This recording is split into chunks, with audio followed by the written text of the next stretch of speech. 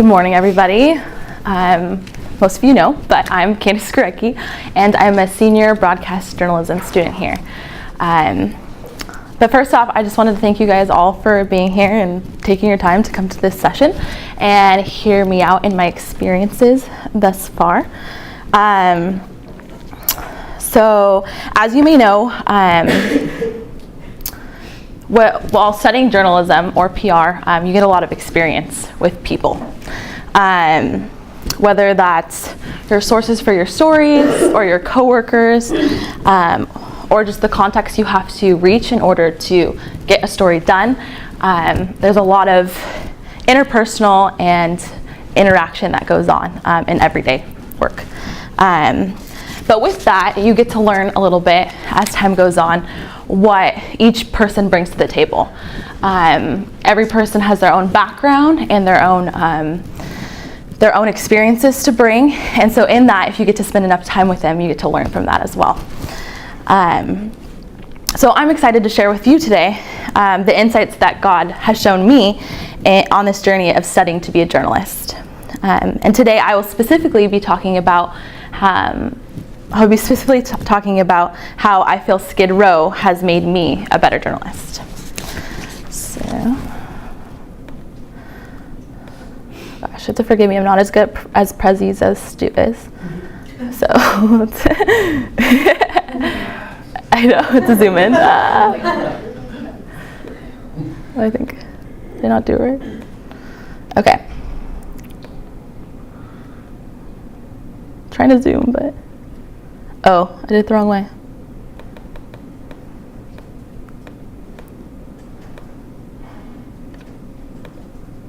Uh-oh. Which one do you want to go to?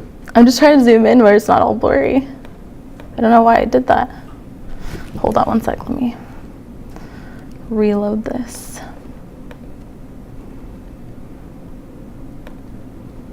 There we go. Oh. Okay, there we go.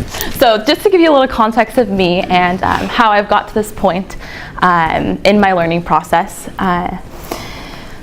So I grew up in the suburbs outside of Los Angeles area, so I've always kind of been familiar with the area, going in and out of the city and being in the valley area of things. I went to community college in Glendora for 2.5 years, and in that I worked several part-time jobs in restaurant industry, retail industry, hospitality. So in that I got a lot of people experience as well. But in 2014, last fall, well, not this past fall, but the fall before that, I transferred here to Biola as a junior, and after completing my general education classes, I was able to dive right into journalism, and it was a very interesting start, but I wouldn't have it anyway because I learned so much right off the bat. And so while I've been at Biola, my experiences have been a little bit more different than the jobs that I had before. On campus, I've been a staff writer for The Point magazine, The Chimes too, freelancing here and there. And then I also was a producer for Biola's new show, Eagle Vision, and also as well currently the video producer for the newspaper, The Chimes, on campus. And my career goal is to hopefully work up my way to be a television news producer. But when it comes to Skid Row, it's taken me a little bit more of a journey to get to that point of learning more about it and spending my days there most of the time nowadays. So it's all started out when I was a tour guide in LA the summer before I transferred to Biola. I was all my life I've been fascinated with Los Angeles as it is, and so once I was a tour guide, I was able to go to all the really cool places in LA that I didn't really think of before, because you're kind of seeing it from a tourist point of view. So I got to go to places like Sprinkles in Beverly Hills, which is, something I probably wouldn't have necessarily done on my own, or the Getty, or just random museums and places in LA that I didn't know of before. And so that really got me thinking at that point of seeing all these really nice places in LA. Really had me thinking of all the different types of people and history that goes into Los Angeles, and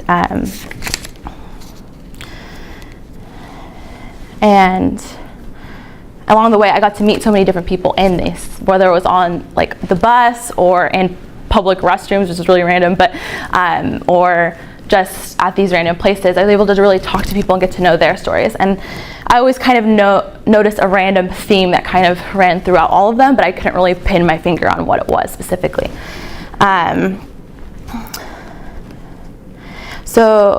But many people in the city seem to be very open-minded. There was either they were coming from somewhere long-term, they just moved here, or they wanted to move elsewhere, or they're not from the area, they're in the city, and so I noticed this theme of being in transit. There's many people in the city being in transit, and that's just a common thing in cities in general. But specifically looking at Los Angeles, that's something that I noticed in particular. And so as I learned more about Los Angeles through the people that I met, the more I wondered about what it was like in these low-income areas. So being a tour guide, on the way home, a lot of the time we have to pass through Skid Row to get to the freeway.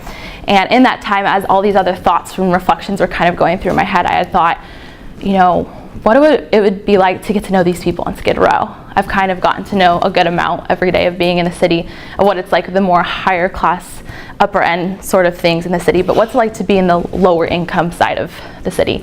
And so at that point, I kind of prayed and meditated in that sense to myself of, God, if this is something that you want me to come back to, open a door for me to consistently come back, because I'm kind of over going to a place for about 2 weeks and having to leave when you serve, and I want to really invest in a certain area and help get to know the people and their stories in that. So once I got to Biola, I received the opportunity to serve and live 1 week on Skid Row, and that was my first year here through the Cross-Cultural Engagement Center. And so I stayed at the mission, Fred Jordan Mission, for a week, and we got to just serve and do any opportunity that was needed, and go out into the streets and talk to the people. And instantly I fell in love with it, and I think it was a cool experience to see my love of people and stories in journalism kind of collide with my faith in serving that week, and see that God could use storytelling in a different way than I was used to in doing in journalism, and kind of integrate those two together. So once I got back, I had the opportunity to start a ministry here on campus first started Fred Jordan Mission Ministry, and then it's kind of evolved into being called Manna Ministry, and it's a homeless outreach that goes to more urban areas. But in sharing about what the ministry is like with people, I started to think about, well, what is it about Skid Row now that is so appealing to me in that? And so to give you a little background about Skid Row, because it enlightened me even more when I learned, Skid Row was first originated in the 1930s in the Great Depression. It started out being a place of transit as well, because one of the railroads was parallel to the LA River, and so it was close to the railroad where a lot of people in that time had come for seasonal work. So there's people leaving their homes because of the Great Depression to come to the city to get work, and so it just ended up booming in these couple blocks of people coming to work and being kind of this place of again, like I said, transit, but not having their families with them, kind of being on their own in that sense. And as time had evolved after the Vietnam War as well, a lot of vets had come to the Skid Row area as it became more populated, because of a lot of just recuperating from the war, and there was a lot of easy access to drugs and alcohol being post-war kind of things that go on in that So when I first came to Skid Row, I didn't really know the homelessness was different here. I learned the history, but I didn't really, I've known it, but I did not really know the history, and it enriched it that much more. And so, again, I saw people in transit. And so I wanted to show, there's this guy, a journalist, his name's John. He doesn't release his last name. I tried emailing him. I haven't gotten in contact yet. But he posts kind of like a Humans of New York kind of thing that he has going on. And so he has a page, and I'd highly recommend you to like it if you want to have in your newsfeed. Just kind of really cool, enlightening stories about what happens on Skid Row. But this is RJ's story, and I'll read it really quick. But it says, as a child, I was poisoned by the sin of my family members. The males of my family should have been protectors, but they were predators. I was a child with secrets that should have not been known. My thoughts should have been happy, the things little girls think of in their dreams. Shame and guilt would soon take the place of those wonderful thoughts. I had no one to call on for help. I was in the abyss so deep and dark, there was no light, not even a small crack that would come in. Depression set in along with worthlessness. Soon I was introduced to marijuana, and my addiction progressed to other drugs. I was using to block out my feeling, to smother my emotions, trying to keep the vomit from rising to the top. But the damage was done so long ago. I knew a change had to be made in my life for me to have kept going the same way. Death would have taken me. I'm learning about God and his ways, about surrendering to his will. His mercy and his goodness is endless. To finally be at peace with myself, there's no more shame or guilt. There is a light shining in. And I've really used this website as a tool to kind of show people, because these kind of stories aren't something that you can get in just one interaction with these people. And a lot of people see the outside look of things of just homelessness, but there's a really different type of culture of homelessness that happens on Skid Row that not a lot of people know of. I'm passionate about doing ministry on Skid Row because I see this need for relationship and family and connection that is kind of looked over when people give food and are given the physical need, which is definitely important, if anything. But on top of that, there is definitely a relational need that is happening. And I'm constantly blown away because a lot of the time, they're probably some of the most meek-hearted people I've ever met when it comes to God. They know their struggle, and they're so aware of their sin that a lot of it is just learning how to live and get out of a lot of these addictions and just the life and the cards that they've been dealt a lot of the time. And I've seen this in very personal conversations as well too. But at Manna Ministry, our hope is to bring more of a relational ministry where this is where we sit down and have table conversations every week and after a meal, and just be able to connect on a level of equal ground of being, you are loved and I'm being fed by our conversation too, just as much, and hearing from your story. And so I've just really seen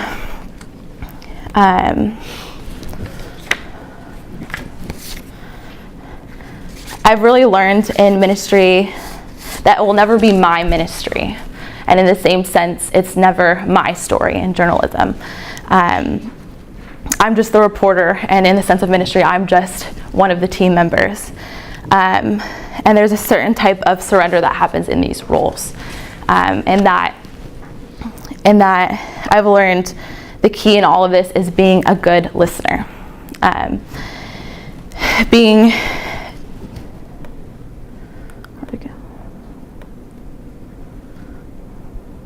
Oh gosh. Okay. Is being a good listener, and by simply showing up is doing half of the job, and participating in these conversations. And the same goes for outside of, in journalism, I've seen it in the sense of a story. Sometimes there's not stories that you always want to cover. You show up and you're sometimes drained of energy, and you have to somehow, get ask these questions and get your interviewee to give you content. I mean, it doesn't matter what content you're reporting it, but give you this content, but sometimes it's hard to do when you don't really connect with the subject or you don't really know much about it. And so I've kind of learned the same disciplines in both things, in ministry and in journalism, is that half of the battle is showing up and showing that you are here and you're covering it and that you care. And the other half of it is listening. Without listening, we as journalists can't do our job well. We have to know what's going on. We have to know what people care about and what they're talking about, and what, in the same sense, I've learned that in ministry, you have to, in these conversations where I learned so much as a journalist, I learn what these people just as much as the higher income people are dealing with, and I am able to bring those all together and make kind of be able to use that in these times that I convey these stories. So in conclusion, I hope to continue to serve Skid Row for a long time, but the experiences and lessons I've gained have far exceeded and complemented what I've learned in the classroom. As a journalist, as PR professionals, as moms, as dads, as brothers, sisters, anyone, our job with people is to be good listeners, and to be listeners of the world around us and to the people that are right in front of us. And so that is a big chunk of what I've learned here at Biola. I can go on and on for days about the subject, but I'll conclude for now. Is there any questions?